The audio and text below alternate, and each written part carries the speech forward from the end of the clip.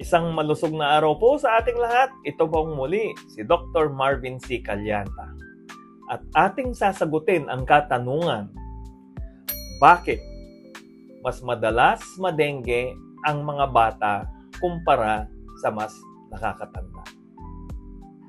Gaya ng sagot ng mga karamihan, mas mahina pa po ang resistensya o immunity ng mga bata kumpara sa adults. However, at the age of 7 or 8, na-approximate na nila ang level of immunity ng adult population. So, kung at 8 years old na-approximate na nila ang immunity level ng adult population, bakit mas madalas pa rin sa mga bata?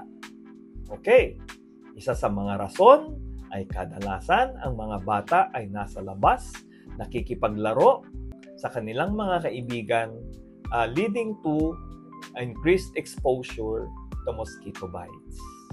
Okay. Isa ring rason kung bakit madalas silang madengge ay dahil suki sila ng mga lamok, particularly tuwing pasukan.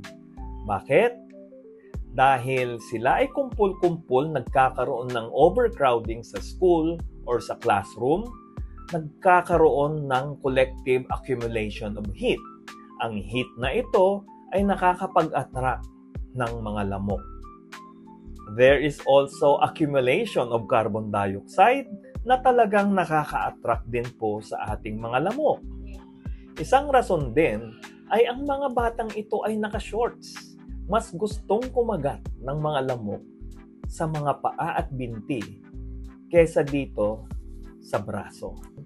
Sabi din ng mga eksperto, mas marami kasi ang nerve endings dito sa braso kumpara sa binti o sa paa. So mas nararamdaman natin pag dumapo ang lamok dito, ganon kaagad. Samantalang sa ating mga binti, medyo mas konti ang nerve endings. So pag naramdaman natin, nakakagat na sila.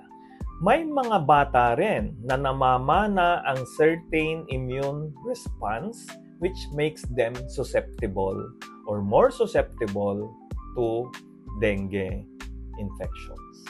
Para sa ating dagdag kaalaman, alam nyo ba na pag ikaw ay blood type O, ay mas favorite ka ng mga lamok na kagatin.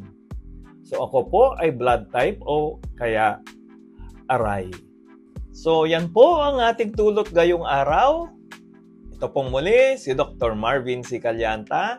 Marami pong salamat. Kung may katanungan, mag-comment lang sa comment section. And don't forget to like, share, and subscribe.